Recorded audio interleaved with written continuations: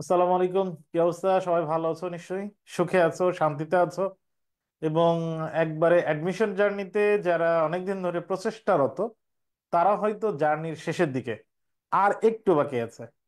যারা এই দীর্ঘ জার্নিতে এখনো কাঙ্ক্ষিত, মানে এটা আমি বলবো না যে সফলতা, এখনো কাঙ্ক্ষিত ফলাফল যেটা তোমার, যারা এখনো পাও নাই তাদের জন্য শুভকামনা। যারা এখন পেয়েছো কাঙ্ক্ষিত সফলতা মনে করতেছো, খুব আনন্দে আছো, তাদের জন্য শুভকামনা। আহ, দুই পক্ষই যে জীবনে অনেক কিছু করে ফেলছে বা অনেক কিছু হারাইছে, বিষয়টা এরকম না। এটা আমাদের জীবন। এইটুকু পার করতে কষ্ট হোক, দুঃখ হোক, আনন্দ হোক, এইটুকু পার করা, এইটুকু জীবনের সাথে সংযুক্ত করা, এটা করতে আমরা মুসাফির বেশে এসেছি পৃথিবীতে। এই কারণে খুব বেশি আনন্দিত হয়ে জীবনে বিশেষ কিছু পেয়ে গেছি, এটাও যেরকম ঠিক না। আমার জীবনে কিছুই হয় নাই, এটা ভাবাও ঠিক না। তো শুরুতে সবার প্রতি পরামর্শ, খাতা কলম নিয়ে বসা। যে 28টা 56টা ক্লাস, পরীক্ষা প্রশ্ন সমাধান করব, এই প্রশ্নগুলো আমরা একটু লিখবো। ইনফরমেশন, তথ্য, মানে আমার কাছে যেটা ইম্পর্টেন্ট মনে হয় এগুলো লিখবো। এবং আমার পড়ালেখা যা হয়েছে তার সাথে এগুলো সংযুক্ত করব। আশা করছি তোমাদের জন্য কাজে লাগবে। সব যদি ঠিকঠাক থাকে, অল ওকে। এখন আমি পাই নাই ফেসবুকে, জুমে সবাই ঠিক আছে, অল ওকে। ফেসবুকে এখনো অল ওকে আমি পাই নাই। অল ওকে থাকলে শুরু করব। গ্রন্থিকের অল ওকে এখনো পাই নাই কিন্তু, গ্রন্থিক।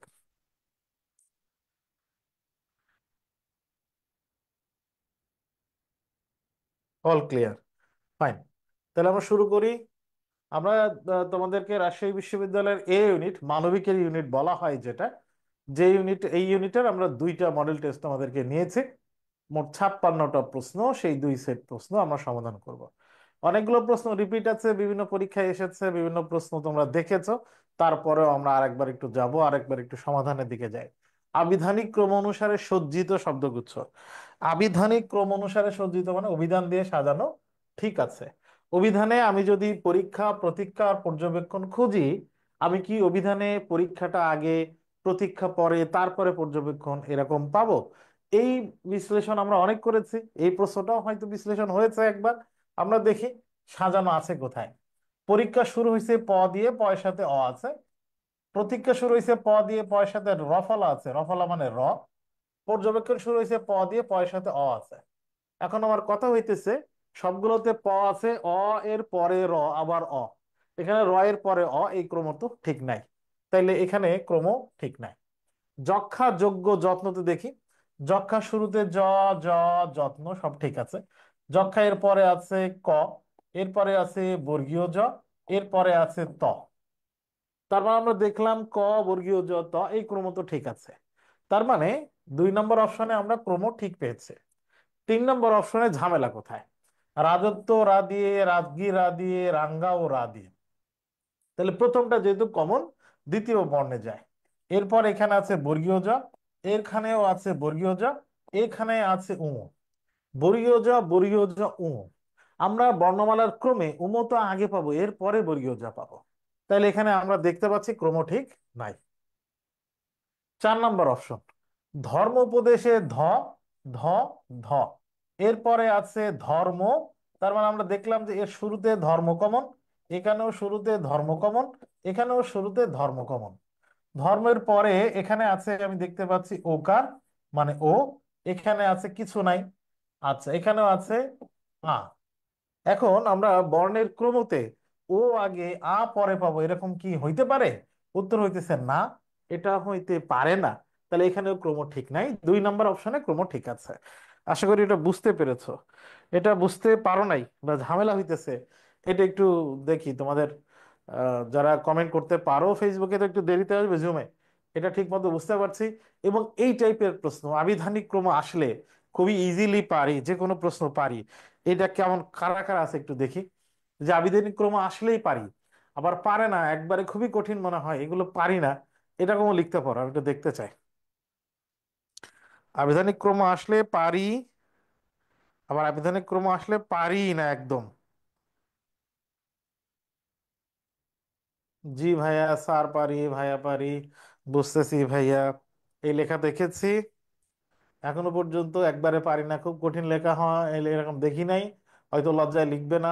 এতগুলো প্রশ্ন আবিধানিক ক্রম দিয়ে সমাধান করার পরে পরে পারি না বা হয় না বা বুঝি না, এটা বলতে পারা লোকের সংখ্যা আশা করছি কম হবে।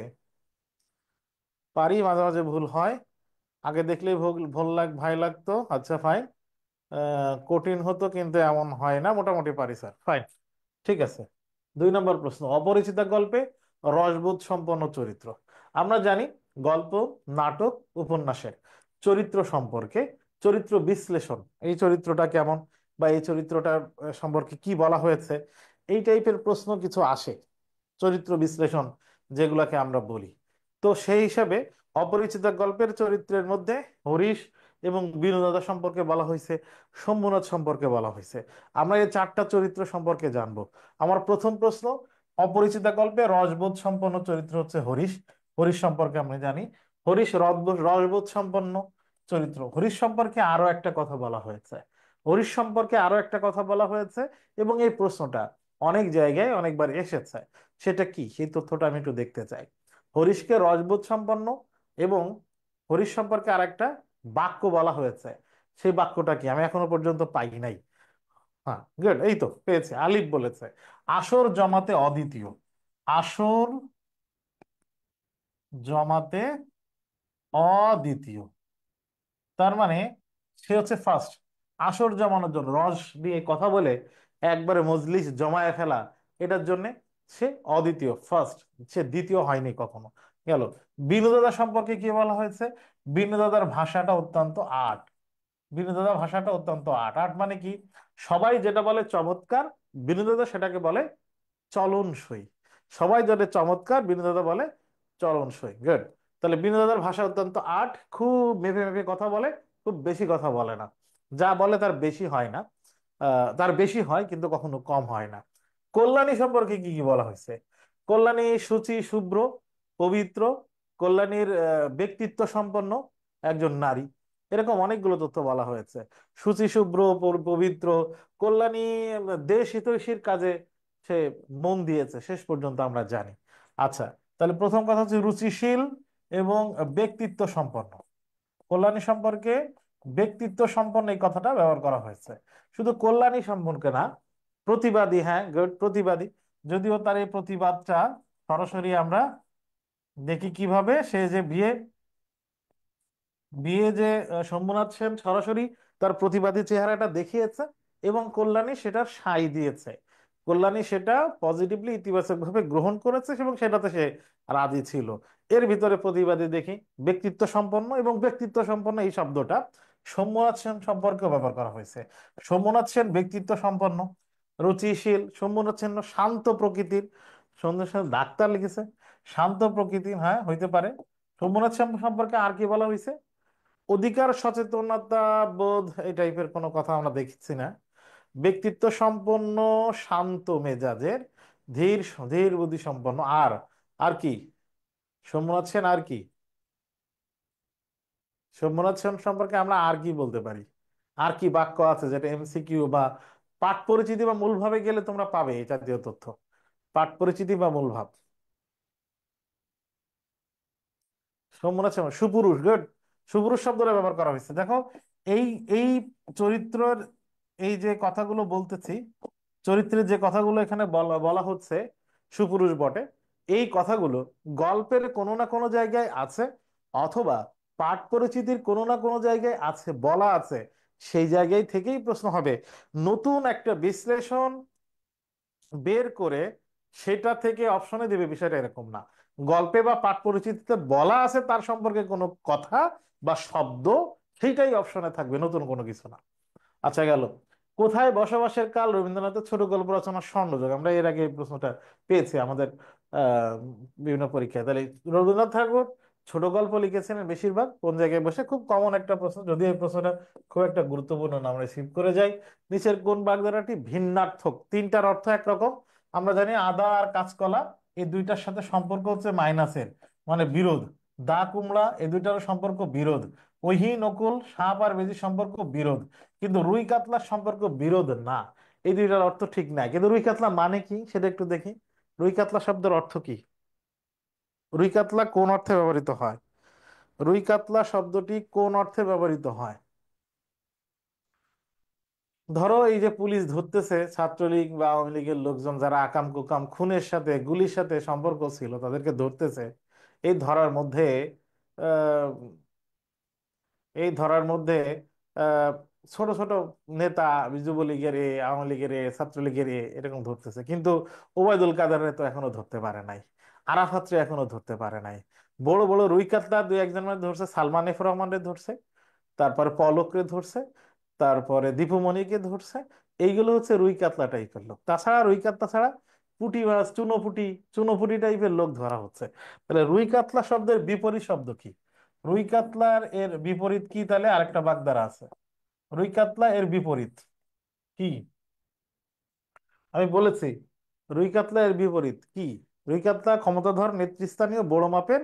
আর রুই কাতলা এর বিপরীত কি কি আসতে পারে একটু আগে বললাম, ওই যে চুনোপুটি। চুনাপুটি না, চুনোপুটি। চুনোপুটি, রুই কাতলার বিপরীত শব্দ হচ্ছে চুনোপুটি। রেড। আচ্ছা আচ্ছা, পুটি বানানে চন্দ্রবিন্দু আছে। দুলোক শব্দের সঠিক সন্ধি বিচ্ছেদ কি? প্রথম কথা হচ্ছে দুলোক শব্দ আমরা কোথায় পাবো? দুলোক একটা নিপাতনে সিদ্ধ। নিপাতনে সিদ্ধ সন্ধির উদাহরণ দুলোক। নিপাতনে সিদ্ধতে আমরা পাবো। দুলোক শব্দের সন্ধি বিচ্ছেদ দুলোক না, এটা না, এটাও না, দ্বীপ যুক্ত লোক, এটা হচ্ছে দুলোক শব্দের সন্ধি বিচ্ছেদ। এটা নিপাতনে সিদ্ধ সন্ধি। 6 নাম্বার, মফলার উচ্চারণ। এই মফলার উচ্চারণ থেকে দেখবা বিগত বছরে এবং এই বছরে অনেক জায়গায় প্রশ্ন হয়েছে। ইভেন আজকে যে খুলনার পরীক্ষা হইলো সেখানেও মফলা থেকে প্রশ্ন হয়েছে।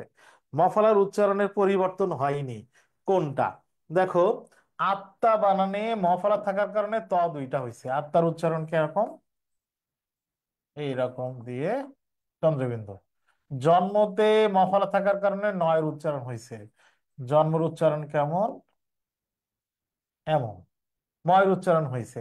আত্মহত্যাতে কি হয়েছে? তয়ের সাথে মফলা থাকার কারণে আত তো আত্মহত্যা, আত্মহত্যা এটার উচ্চারণ হয়েছে। কিন্তু স্মরণীয়তে ময় থাকার কারণে উচ্চারণের কোনো পরিবর্তন হয় নাই। উচ্চারণের পরিবর্তন হয় নাই, তার মানে মটা উঠে গেছে জাস্ট। স্মরণের উচ্চারণ হচ্ছে এরকম স, র, নি, ও। স্মরণী ও। এখানে চন্দ্রবিন্দু হবে, যেহেতু মফলা উঠে গেছে, মফলা যেহেতু নাসিক্য ধ্বনি, চন্দ্রবিন্দু হয়। তাহলে পরেরগুলো দেখলাম সবগুলোতে উচ্চারণের পরিবর্তন হয়েছে কিন্তু স্মরণীয় তো হয় নাই। এই জন্য উত্তর হবে মফলার ফলে উচ্চারণের পরিবর্তন হয়নি কোনটিতে? স্মরণীয়। 7, কলুর বলদ। কলুর বলদ, এই সমস্ত পদ এরকম, এর ব্যাস বাক্য হচ্ছে কলুর বলদ। ব্যাস বাক্য এরকম কলুর বলদ। তাহলে আহ সমস্ত পদ এবং ব্যাস বাক্য সেম আছে।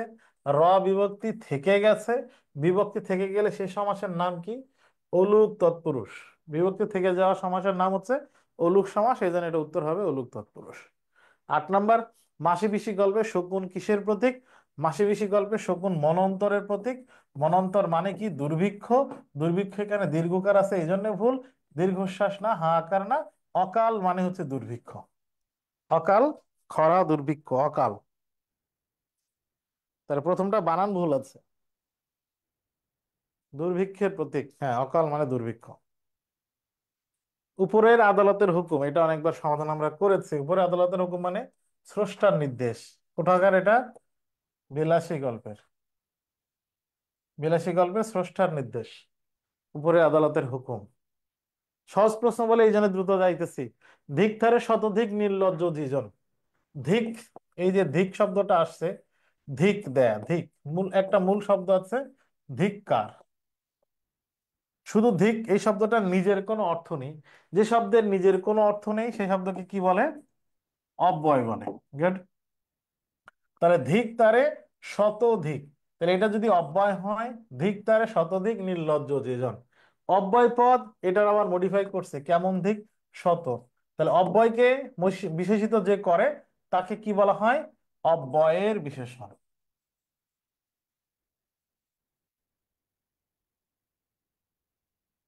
যদি কোনো শব্দ কোনো অব্যয়কে বিশেষিত করে তখন তাহলে বলা হবে অব্যয়ের বিশেষণ। তাহলে এখানে উত্তর হচ্ছে অব্যয়ের বিশেষণ। আচ্ছা, তোমার মেসেজ লিখতেছো কিন্তু বিশেষণ বানান ভুল করতেছো, কারণ কি?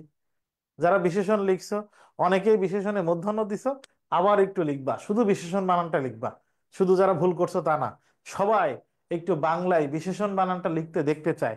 ফেসবুকে এবং আমাদের জুমে যারা যুক্ত আছো, তোমাদের সবার বিশেষণ বানানটা একটু দেখা, লিখতেছো লিখেছো এরকম একটু দেখতে চাই। বিশেষণ, আমি বিশেষণ বানানটা একটু দেখতে চাই। গুড। কই আর কই বিশেষণ বানান? বাংলায় লিখবা, বাংলায়। কেউ আবার ইংলিশে, ইংরেজিতে। থ্যাংক ইউ, থ্যাংক ইউ, অনেকে লিখেছো, অসংখ্য ধন্যবাদ।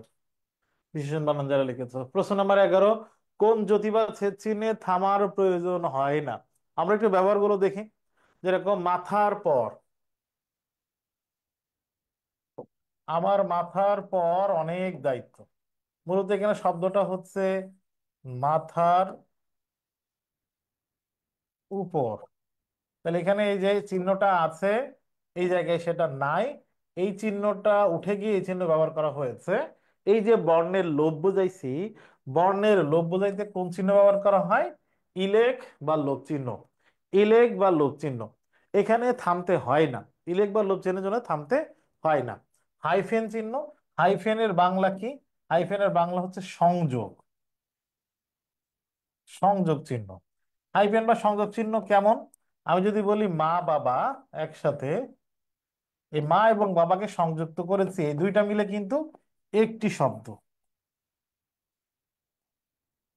এই দুইটা মিলে কিন্তু একটি শব্দ, মা বাবা এই দুইটা মিলে কিন্তু একটি শব্দ। এই যে মা বাবা একসাথে হইলো, মাঝখানে হাইফেন বা সংযোগ চিহ্ন, এটাতে থামতে হয় না, থামার কোনো প্রয়োজন নেই। এরপরে বন্ধনী চিহ্ন। বন্ধনী চিহ্ন মানে bracket. First bracket, second bracket, third bracket, প্রথম, দ্বিতীয় এবং তৃতীয় বন্ধনী চিহ্ন আছে, এটা আমরা জানি। বন্ধনী চিহ্নের জন্য থামতে হয় না, বন্ধনী চিহ্ন থামা লাগে না। উদ্ধরণ চিহ্ন দুই রকম আছে। উদ্ধরণ চিহ্ন দুই রকম, একটা হচ্ছে একক বা এক, আর একটা আছে যুগ্ম। এক বা একক আর যুগ্ম উদ্ধরণ চিহ্ন কেমন? আমি যদি বলি সোনার তরী কবিতাটি, সোনার তরী কবিতাটি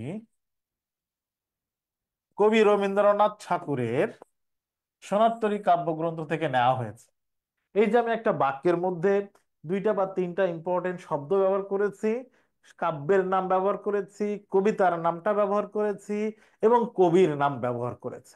এই শব্দগুলোকে জাগে একটা দিয়ে শুরু একটা দিয়ে শেষ, একটা দিয়ে শুরু একটা দিয়ে শেষ, এই চিহ্ন ব্যবহার করা হয়, এটাকে বলা হয় এক বা একক উদ্ধরণ বা উদ্ধৃতি চিহ্ন। আর যুগ্ম উদ্ধরণ বা উদ্ধৃতি চিহ্ন ব্যবহার করা হয়, আমি বললাম রবীন্দ্রনাথ ঠাকুর বলেছেন।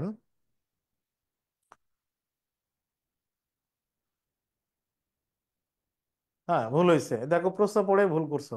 রবীন্দ্রনাথ ঠাকুর বলেছেন এরকম করে, চণ্ডীদাস কহেন সবার উপর মানুষ সত্য তাহার উপর নাই। চণ্ডীদাস কহেন, এরকম একজন বলছে কমা দিয়ে, সবার উপরে মানুষ সত্য তাহার উপরে নাই। এই যে আমি একজনের কথা, একটা স্পিচ, তার একটা বক্তব্য এভাবে উদ্ধৃত করলাম, দুইটা দিয়ে শুরু দুইটা দিয়ে শেষ, এটাকে বলা হয় যুগ্ম উদ্ধরণ বা উদ্ধৃতি চিহ্ন। উদ্ধরণ চিহ্ন একক যুগ্ম যেটাই হোক, এই দুইটার সময় থামার প্রয়োজন, থামার প্রয়োজন আছে। কতটুকু থামতে হবে দেখি পারো কিনা। হাই ইরেক, হাইফেন, বন্ধনী চিহ্ন, এই তিনটার সময় থামতে হয় না। উদ্ধরণ চিহ্ন থামতে হয়। উদ্ধরণ চিহ্নের সময় থামতে হয় কতটুকু? উদ্ধরণ বা উদ্ধৃতি চিহ্ন এই যে শুরু হইলো, এখানে কমা দিয়ে যে শুরু হইলো, শেষ হইলো, এখানে থামতে হয় 1 সেকেন্ড। না, না হয়নি, 1 সেকেন্ড না। গুড, এই তো ঠিক লিখেছে নুসরাত। নুসরাত ঠিক লিখেছে, রিপনও ঠিক লিখেছে, হাসানুজ্জামানও ঠিক লিখেছে। এক বলতে, এক, এক, এটুকু আমি বলবো, এই বলতে যতটুকু সময় লাগে, উদ্ধরণ চিহ্ন বা উদ্ধৃতি চিহ্ন থামতে হয় ঠিক অতটুকু। তো উদ্ধরণ বা উদ্ধৃতি চিহ্ন এক বলতে যতটুকু সময় লাগে ততটুকু থামতে হয়। গেল 12 নম্বর প্রশ্ন, কোনটি প্রাদি সমাসের উদাহরণ? যদি এই প্রশ্নটা ঝামেলা আছে, এই প্রশ্নটা আসলে উত্তর এখানে নাই। গৃহস্থ, ছাপোষা, এই দুইটাকে বলা হয় উপপদ তৎপুরুষ সমাস। উপপদ তৎপুরুষ সমাস, উপপদ তৎপুরুষ সমাসে আরো কিছু উদাহরণ দেখি। গৃহস্থ সত্য কথা বলে, যে সত্যবাদী ইন্দ্রকে জয় করেছে, যে ইন্দ্রজিৎ ছেলে ধরে, যে ধামা ধরে, যে পকেট মারে, যে পাতা চাটে, যে হাড় ভাঙ্গা, মাছি মারা, ছাড় পাকা, এগুলো সব হলো উপপদ তৎপুরুষ সমাসের উদাহরণ। তাহলে এই দুইটা উপপদ তৎপুরুষ সমাস। উপকূল, উপকূল এটা উপপদ তৎপুরুষ সমাস, এই দুইটা। উপকূল হচ্ছে অব্যয়ীভাব সমাস, অব্যয়ীভাব সমাস। এবার চাইছে যেটা সেটা দেখি, প্রাদি সমাসের উদাহরণ। প্রাদি সমাস কি সেটা একটু দেখি। যে সমাসে প্র, প্রতি, পরি, অনু এই চারটি অব্যয়ের সঙ্গে অন্য শব্দের সমাস হয়, বিশেষ্যের সমাস হয়, তাকে প্রাদি সমাস বলে। যেরকম প্রবচন, যেরকম লেখা আছে, এর ব্যাস বাক্য দেখো, প্র, যে বচন, প্রকৃষ্ট যে বচন, বিশেষ, এরকম বলা হয়েছে। এখন দেখো একটা সমাস, অণুতে যে তাপ, অনুতাপের এই যে অণু, এখানে যেটা আছে পূর্ব পদেও কিন্তু অণু আছে, সেম আছে, একই জিনিস আছে। প্র যে গতি, পরিতে ভ্রমণ, প্র যে ভাব, এই যে প্র, প্রতি, পরি, অনু, এই উপসর্গগুলো আছে, যদি এই চারটার বাইরে আরো দুই তিনটা আছে। এখন প্রশ্ন হইতেছে, তাইলে পরা কি এই উপসর্গের মধ্যে আছে? না। তার মানে আমি প্রাদি সমাসের উদাহরণের মধ্যে পরাজয় কিন্তু পাই নাই। তাহলে জয়ের বিপরীত পরাজয়, এটা আমরা অব্যয়ীভাব সমাসে পাবো, অব্যয়ীভাব। তার মানে এখানে প্রাদি সমাসের উদাহরণ চারটা অপশনের মধ্যে আসলে নাই। পরাজয়টা অব্যয়ীভাব সমাস, উপকূল অব্যয়ীভাব সমাস, গৃহস্থ ছাপোষা, এই দুটো হচ্ছে উপপদ তৎপুরুষ সমাস। আমি কি বোঝাইতে পারছি এই প্রশ্ন? এই প্রশ্নটা একটু ভুল আছে, অপশনে নাই ঠিক উত্তর। বোঝাইতে পারছি কিনা, বুঝছো কিনা তোমরা? যদিও তোমাদের উত্তর দেওয়া হয়েছে পরাজয়, আমি যেটুকু বোঝাইছি এটুকু বুঝতে পারছো ঝামেলাটা?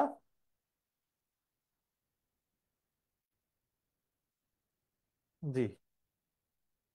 যদি বুঝে থাকো তাহলে পরের প্রশ্নে যাই।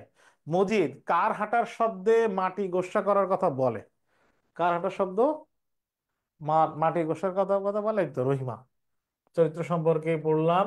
নিপাতনে সিদ্ধ সন্ধি কোনটি? ভো অন ভবন, এটা স্বরসন্ধির উদাহরণ। গো আদি গবাদি, এটাও স্বরসন্ধির উদাহরণ স্বাভাবিক। নে অন নয়ন, এটাও স্বরসন্ধির উদাহরণ স্বাভাবিক। কিন্তু সার যুক্ত অঙ্গ, এটা স্বরসন্ধি, এটা স্বরসন্ধি কিন্তু নিপাতনে, নিপাতনে সিদ্ধ স্বরসন্ধি। আমি এই নিপাতনে সিদ্ধ স্বরসন্ধি সারঙ্গ এর আরো কয়েকটা উদাহরণ একটু দেখতে চাই।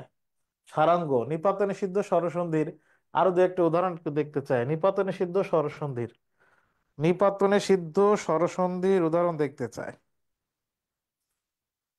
আবার 14 নম্বরের উত্তর তোমরা লিখতেছো সারঙ্গ, ঠিক আছে, নিপাতনে সিদ্ধ। কুলোটা, গুড। নিপাতনে সিদ্ধ স্বরসন্ধির আরো উদাহরণ, কুলোটা, আর কুলোটা, অন্যান্য, গবাক্ষ, গুড, গবাক্ষ, প্রৌঢ়, প্রৌঢ়,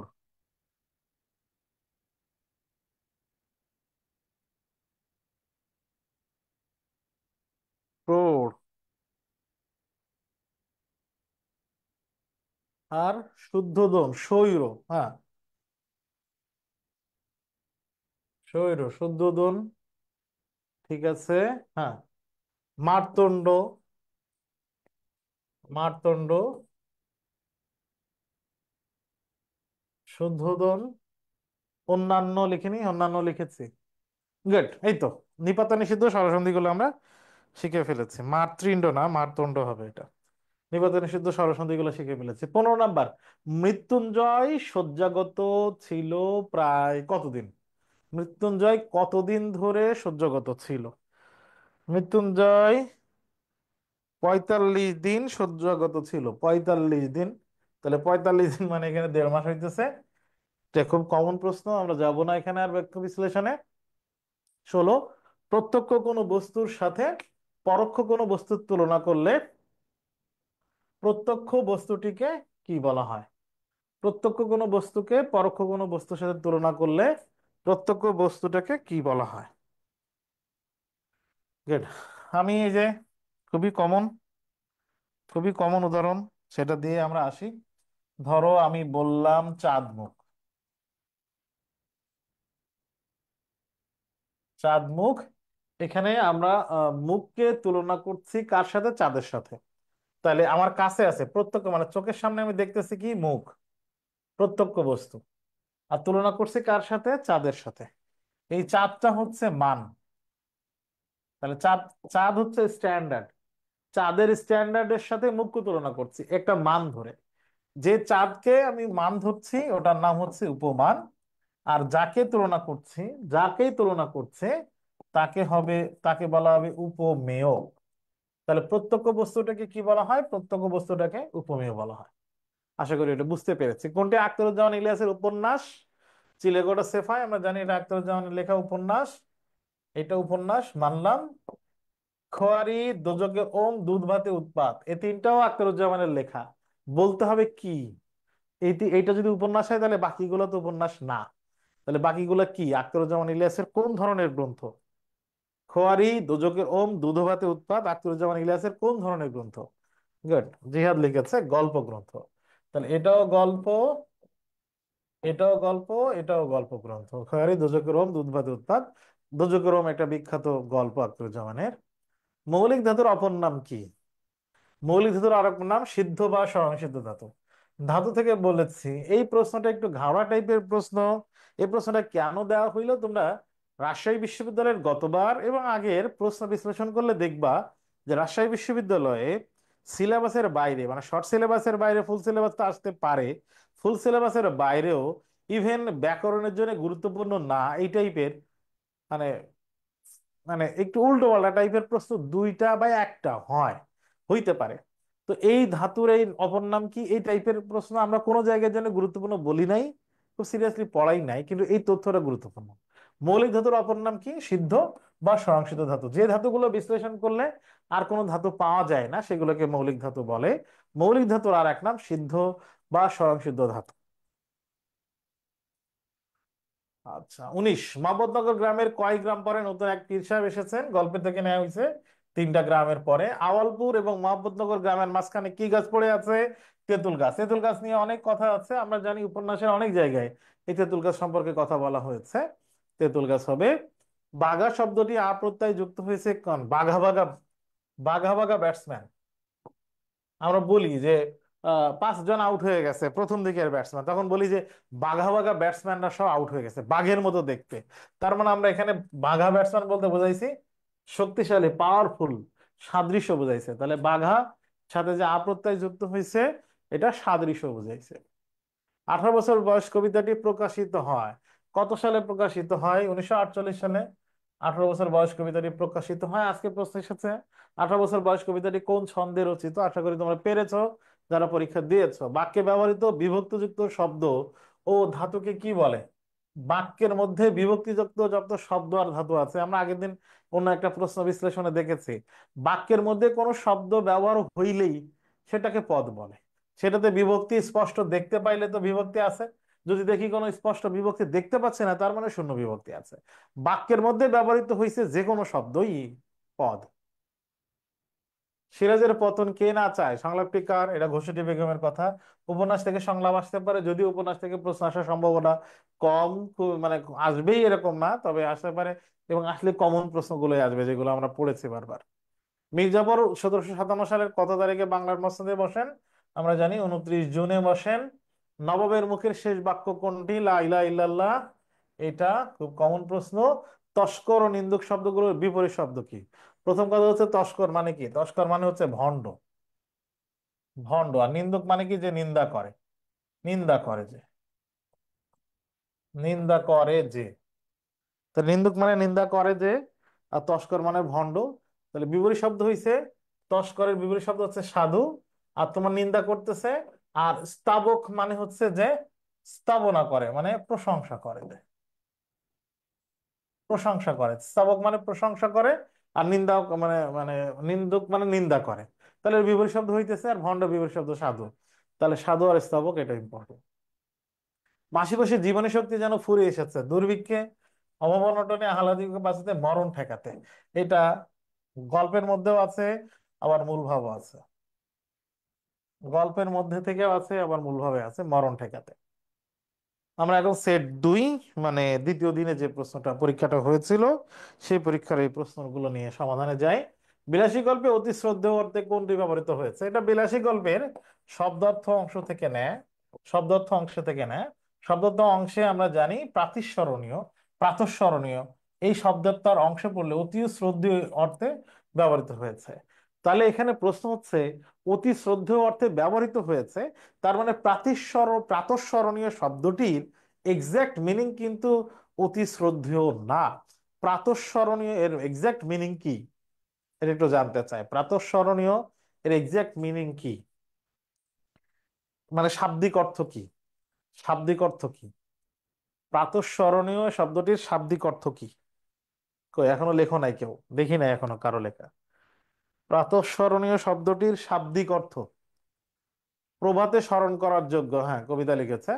প্রাতঃকাল মানে সকালে, স্মরণ রাখার যোগ্য, সকালের পূর্বে এমন মনে করা যায় এমন, প্রাতঃকালে স্মরণ রাখা যায় এমন, এটা হচ্ছে শাব্দিক অর্থ।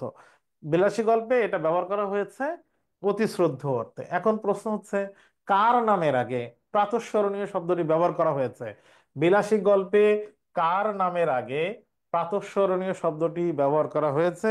কার সম্পর্কে, কোনটা, কোন বিষয় মনে আছে? লিখছে একদম রিফাত লিখেছে ভূদেব বাবু না? প্রাতঃস্মরণীয় ভূদেব বাবুর কথা বলা হয়েছে নাকি? ভূদেব বাবু না, প্রাতঃস্মরণীয় শব্দটি ভূদেব বাবু সম্পর্কে ব্যবহার করেনি।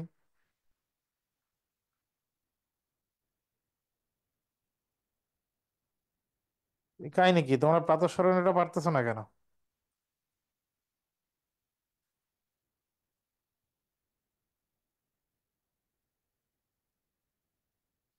প্রাতঃস্মরণীয় স্বর্গীয় মুখোপাধ্যায় বলা হয়েছে না? স্বর্গীয় মুখোপাধ্যায়। প্রাতঃস্মরণীয় স্বর্গীয় মুখোপাধ্যায়, মুখুজ্জ ভাষায় আমার মুখোপাধ্যায়, হ্যাঁ গুড, স্বর্গীয় মুখোপাধ্যায়। মেহেদী হাসান শওকত ফেসবুকে লিখেছে স্বর্গীয় মুখোপাধ্যায়, ফাইন।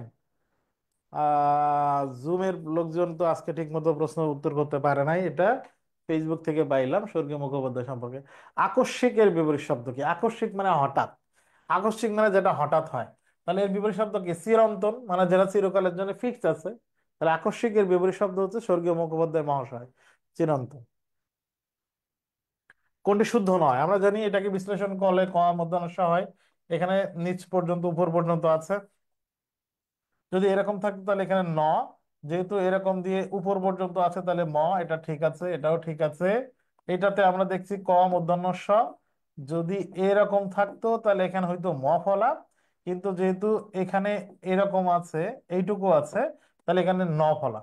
এখন এই নটা মূর্ধন্য কেন হইলো বলতে পারবা? এটা অনেকবার বিশ্লেষণ করছি। এই নটা মূর্ধন্য কেন লিখছি? এই ন তো দেখে বোঝা যাইতেছে না যে এখানে দন্তান্ন নাকি মূর্ধন্য।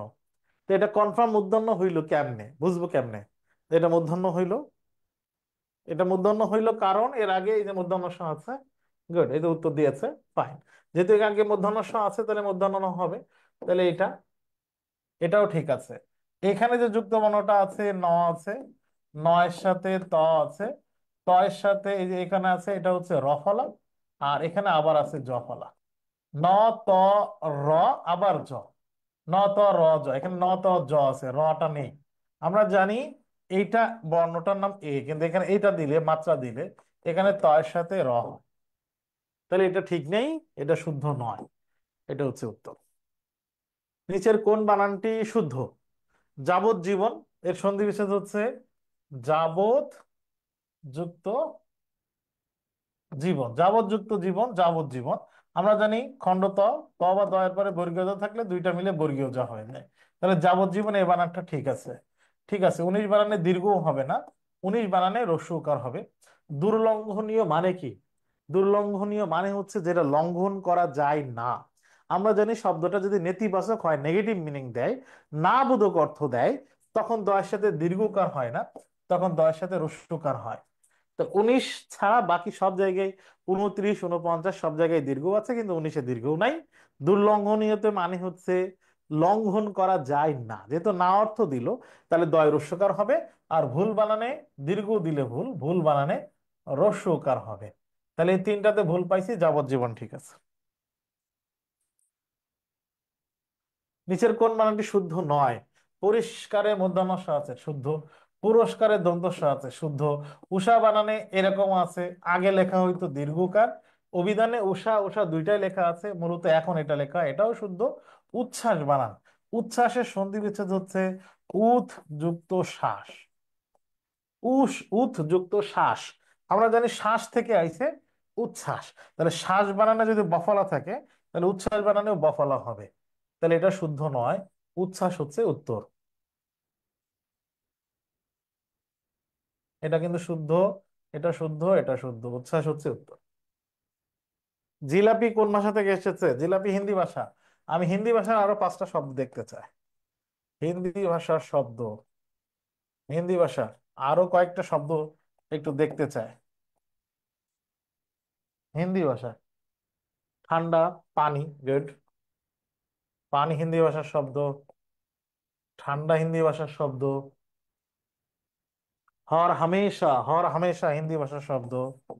ঠিক আছে, হর হামেশা হিন্দি ভাষার শব্দ। আর মেকি হিন্দি ভাষার শব্দ, মেকি। গহনা হিন্দি ভাষার শব্দ। গুড। আচ্ছা, গম্ভীর ও কর্কশ গলা এক কথায় প্রকাশ, এক কথায় কি বলে? এটাও শব্দার্থ থেকে নেওয়া হয়েছে। শব্দার্থ থেকে না, গম্ভীর ও কর্কশ গলা, খুব গম্ভীর এবং এমন গলা যে গলার গান কেউ শুনতে চায় না, এটাকে বলা হয় বাজখাই গলা। বাজখাই গলা গম্ভীর এবং কর্কশ, বা বাজখাই। পহেলা, দোসরা, তেসরা এগুলো হিন্দি ভাষার শব্দ। হালুয়া হিন্দি ভাষার শব্দ, গুড। কোনটিকে ছেদ চিহ্ন বলা হয় না? ছেদ চিহ্ন মানে কি? ছেদ চিহ্ন মানে হচ্ছে তোমার বিরামের প্রয়োজন আছে, যেগুলাকে বিরাম, বিরাম যেগুলা মানে আহ এটাকে কি বলে? ছেদ চিহ্ন, জ্যোতি চিহ্নের আবার দুইটা ভাগ আছে। যেগুলোতে থামতে হয় এগুলোকে বলা হয় বিরাম চিহ্ন, আর যেগুলোতে থামতে হয় না সেগুলোকে বলা হয় ছেদ চিহ্ন। তাহলে কোনটিকে ছেদ চিহ্ন বলা হয় না? কোলন ড্যাশ, বিস্ময় চিহ্ন, উদ্ধৃতি চিহ্ন থামতে হয়, কিন্তু হাইফেনে থামতে হয় না। যেহেতু হাইফেনে থামতে হয় না, তাই এটাকে ছেদ চিহ্ন বলা হবে না। এটাকে ছেদ চিহ্ন বলা যাবে না, এটাকে বলা হবে হাইফেনে ছেদ চিহ্ন বলা হবে না। গুড। এটাকে থামতে হয় না, তাই ছেদ চিহ্ন বলা হবে না, মানে আলাদা করে দেয় না। ছেদ চিহ্ন মানে কি? ছেদ করে দিবে, আলাদা করবে। হাইফেনে তো সংযুক্ত করে, এই জন্য এটাকে ছেদ চিহ্ন বলা যায় না। তাজা মাছ কোন ধরনের বিশেষণ? কোন ধরনের বিশেষণ আমরা জানি, নাম বিশেষণের ভাগ আছে। নাম বিশেষণের ভাগ আছে, নাম বিশেষণের ভাগের মধ্যে এক ধরনের নাম বিশেষণ আছে অবস্থাবাচক নাম বিশেষণ।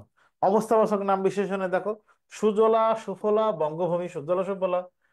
ব্রাহ্মণের তপোবন অদূরে তাহার নির্বাক গম্ভীর শান্ত সংযত, এগুলা হচ্ছে সব অবস্থাবাচক। ঘুমান্ত ছেলে, এখানকার ঘুমান্ত, এই সবগুলো হচ্ছে অবস্থাবাচক নাম বিশেষণ। নাম বিশেষণের যে প্রকারভেদ আছে কয়েক ধরনের, কোনটা কোন ধরনের এটা একটু দেখতে হবে, পড়তে হবে। যুগবাণী কোন ধরনের সাহিত্যকর্ম? আমরা জানি এটা প্রবন্ধ, একটা যুগবাণী একটা প্রবন্ধ। কে লিখেছেন? লিখেছেন নজরুল ইসলাম। নজরুল ইসলাম, কোন নজরুল ইসলাম? কাজী নজরুল ইসলাম। কাজী নজরুল ইসলামের লেখা প্রবন্ধ হচ্ছে যুগবাণী। 11 নম্বর প্রশ্ন, মানব কল্যাণ প্রবন্ধে রবীন্দ্রনাথ ঠাকুর ছাড়া আর কোন বিখ্যাত লেখকের নাম আছে? এখানে বলা আছে, তুমি অধম তাই বলিয়া আমি উত্তম হইব না কেন। তুমি অধম তাই বলিয়া আমি উত্তম হইব না কেন, একটা বাক্যের কথা আছে। এই বাক্যটি কে বলেছেন? এই বাক্যটি বলেছেন বঙ্কিমচন্দ্র চট্টোপাধ্যায়। বঙ্কিমচন্দ্র চট্টোপাধ্যায় তার একটি উপন্যাসে এই কথাটি বলেছেন। কোন উপন্যাসে বলেছেন? সেই উপন্যাসের নাম হচ্ছে কপাল কুণ্ডলা। বঙ্কিমচন্দ্র তার কপাল কুণ্ডল উপন্যাসে এই বাক্যটি ব্যবহার করেছেন, তুমি অধম তাই বলে আমি উত্তম হইব না কেন। এই কথা সম্পর্কে বলা হয়েছে মানব কল্যাণ প্রবন্ধে। তাহলে বঙ্কিমের কথা আছে। মঞ্জরি শব্দের অর্থ কি? মঞ্জরি শব্দটি প্রতিদান কবিতা থেকে নেয়। প্রতিদান কবিতা থেকে নেয়। মঞ্জরি শব্দের অর্থ হচ্ছে মুকুল। আমাদের দৃষ্টিভঙ্গি পাল্টাতে হবে। এখানে দৃষ্টিভঙ্গি বলতে কি বোঝাইছে? আমাদের মানসিকতা পাল্টাইতে হবে।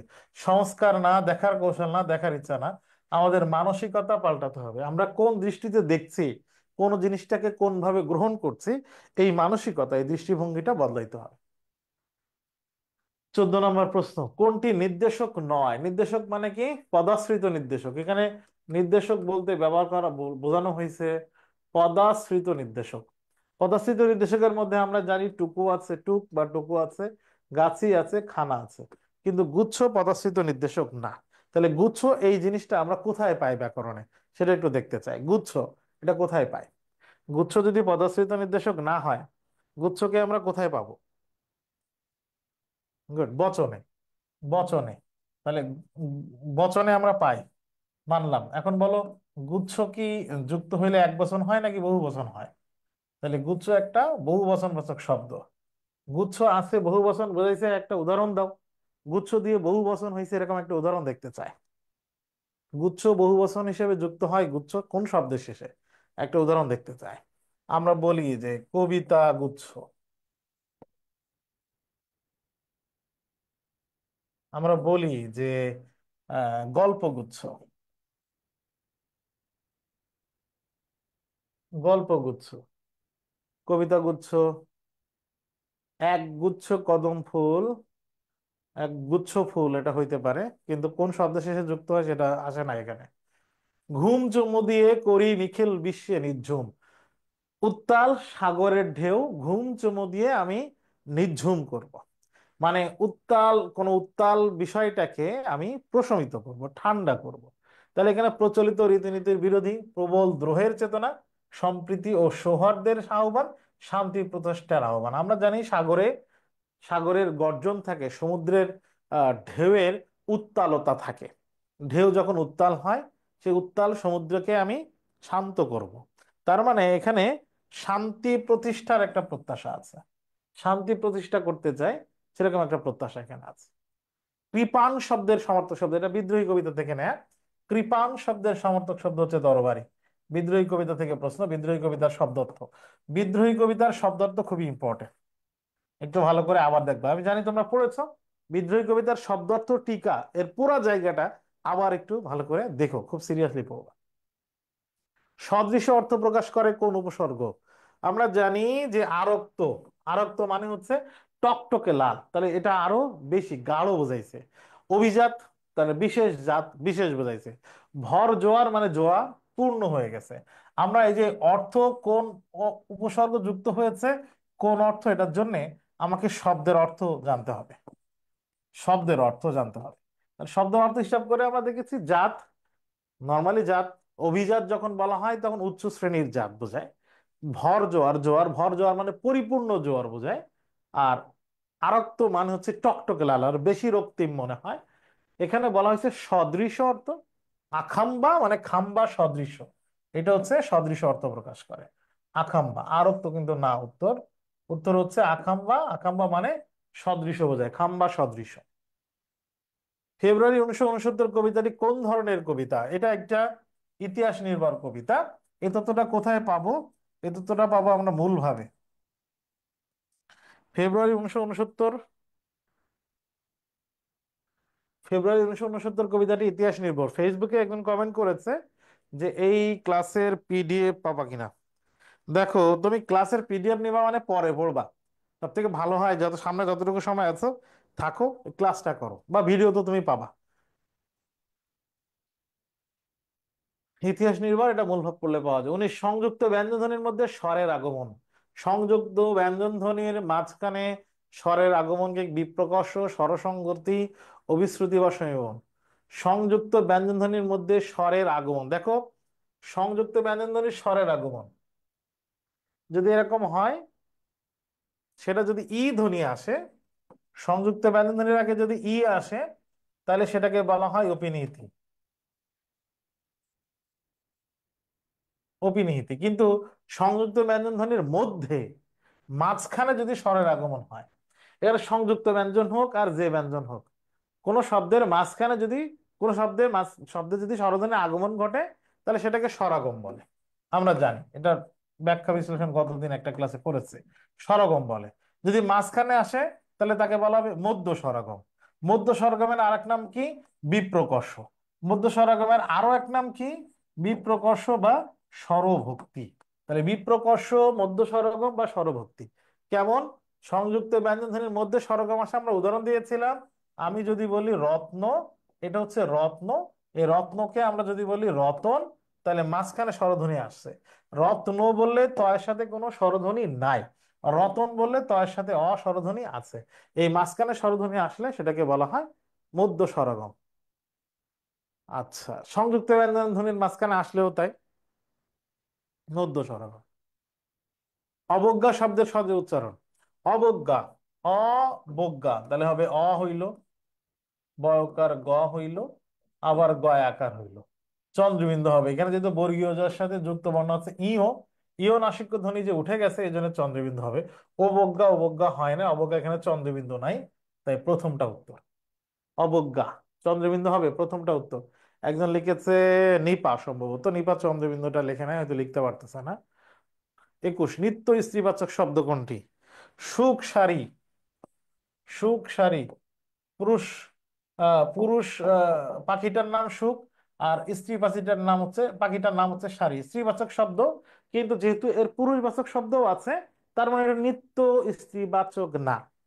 সুকেশা, সুকেশ, যার চুল সুন্দর এরকম পুরুষকে বলা হয় সুকেশ, আর চুল সুন্দর এরকম নারীকে বলা হয় সুকেশা বা সুকেশিনী। এটা অপপ্রয়োগ, কিন্তু সুকেশিনীও বলে, অপপ্রয়োগ যদিও।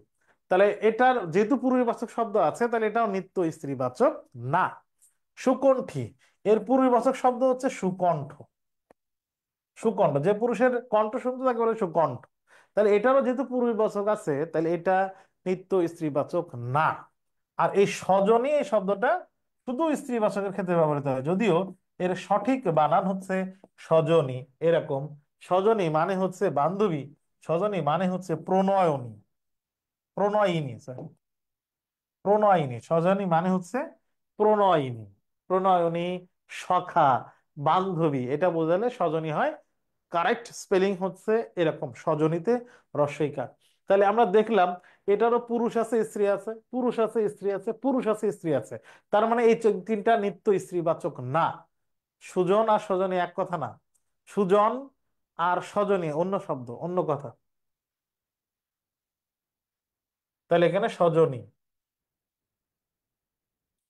আচ্ছা, একটু এর আগের প্রশ্নে মনে হয় একজন একটা প্রশ্ন করেছে যে রিপন স্যার চন্দ্রবিন্দু কখন হয় একটু বলে দেন। দেখো, অবজ্ঞাতে বর্গীয় যার সাথে ইও আছে, নাসিক্য ধ্বনি আছে, নাসিক্য ধ্বনি উঠে গেছে, তাহলে আমরা জানি যে ওখানে অনুনাসিক আনুনাসিক উচ্চারণ হয়, অবজ্ঞা এরকম উচ্চারণ হয়। যেহেতু নাসিক্য ধ্বনি ছিল, নাসিক্য ধ্বনি উঠে গেলে ওখানে চন্দ্রবিন্দু দিতে হয়, যেটা মফল একটা নাসিক্য ধ্বনি। রক্ত কমল, এই কমল মানে কি? এই কমল মানে হচ্ছে পদ্ম ফুল। যদি হইতো কোমল, এই কোমল মানে হচ্ছে নরম, কিন্তু এখানে কিন্তু কোমল না, এখানে হচ্ছে কমল, কমল মানে পদ্ম ফুল। তাহলে পদ্ম ফুল শেষে আছে, পদ্ম ফুল এই শব্দটি একটা বিশেষ্য। যেহেতু পদ্ম ফুল মানে বিশেষ্য, শেষে বিশেষ্য মানে কি? উপমিত। যদি বলা হয়তো শেষে বিশেষণ, তাহলে হয়তো উপমান। যেহেতু শেষে বিশেষ্য, তাহলে এই সমস্যাটার নাম হচ্ছে উপমিত। উপমিত, উপমান লিখেছে, অনেকে উপমিন লিখছে, এটা উপমিত কর্মধারায়, উপমিন। কার মাথায় পাতার ফাঁকে জ্যোৎস্না পড়েছে? মাসি, মাসি পিসি গল্পের, মাসি পিসি গল্পের এটা। কার মাথায়? বৈদ্যের, কানাইবাবুর, ওসমানের, পেয়াদার।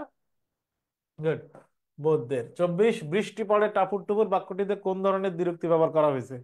এই যে টাপুর টুপুর, এটাকে বলা হয় ঋণাত্মক দ্বিরুক্তি, নাকি বিশেষ্য দ্বিরুক্তি না, ধনাত্মক দ্বিরুক্তি।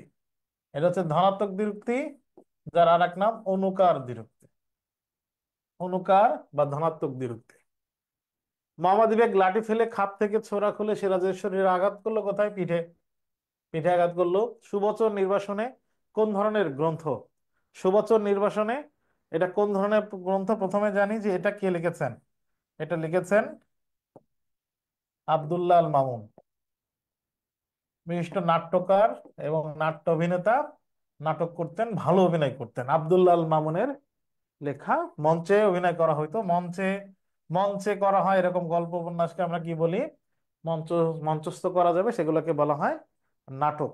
নাটক, সুবচ্চ নির্বাসনে আব্দুল আল মামুনের নাটক। নিচের কোনটি উপন্যাস নয়? দেবারাত্রির কাব্য, যদিও কাব্য কিন্তু এটা উপন্যাস। শেষের কবিতা, কবিতা কিন্তু উপন্যাস। পল্লী সমাজ, এটাও উপন্যাস। কবিতার কথা, এই কবিতার কথা, এটা প্রবন্ধ। এই প্রবন্ধটা কে লিখেছেন? কবিতার কথা, এটা প্রবন্ধ। এই প্রবন্ধটা কে লিখেছেন? কবিতার কথা, এই প্রবন্ধটা কে লিখেছেন? এখনো পাই নাই কোনো উত্তর। কবিতার কথা, এই প্রবন্ধটা কে লিখেছেন? কবিতার কথা। হাসান হাফিজুর রহমান না। কবিতার কথা হাসান হাফিজুর রহমান না। ফরুক আহমেদ না। হয়নি। হাসান হাফিজুর রহমান না, ফরুক আহমেদ না, রবি ঠাকুর না, তাও হয়নি। কবিতার কথায় প্রবন্ধটা কে লিখেছেন? এখনো কোনো উত্তর পাই নাই। দেখি ফেসবুক বাসী, এই তো এখন লিখছে জীবনানন্দ দাশ। জীবনানন্দ।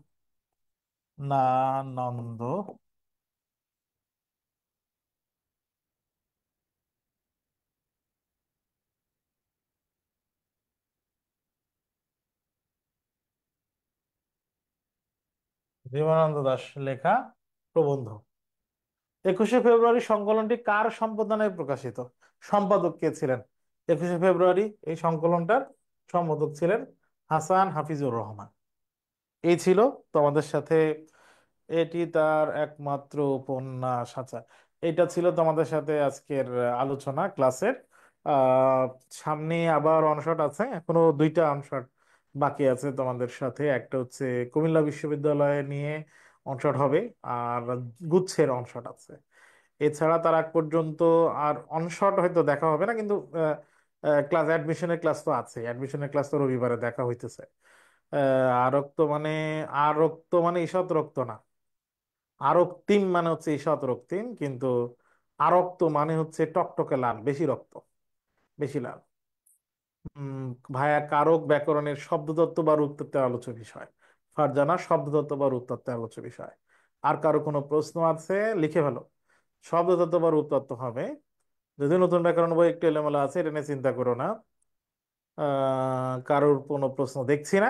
ধৈর্য ধরে থাকার জন্য, লিখতে বলেছিলাম লিখেছো, হয়তো যারা লিখেছো তাদের প্রতি শুভকামনা, যারা লেখো নাই তাদের জন্য দোয়া ও শুভকামনা। সামনের ক্লাসে তোমাদের সাথে আবার দেখা হচ্ছে। ভালো থাকো, সুস্থ থাকো। নিজের প্রয়োজনে যতটুকু প্রয়োজন যুদ্ধ করে যাও। সফলতা বা আহ, তোমার কাঙ্ক্ষিত সফলতা বা কাঙ্ক্ষিত ফলাফল তার দেখা হবে ইনশাআল্লাহ। সবার প্রতি শুভকামনা। আসসালামু আলাইকুম।